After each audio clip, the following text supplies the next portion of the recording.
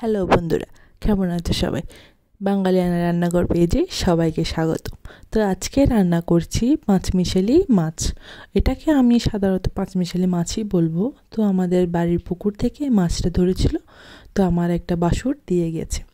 তো দেখুন মাছগুলো আমি কেটে বেছে ধুয়ে নিয়েছি।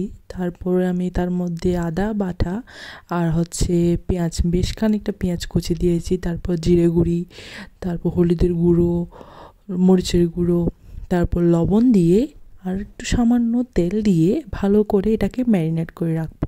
আমি কিন্তু আজকে রান্নাটা কিন্তু অন্যরকম করে রান্না করছি।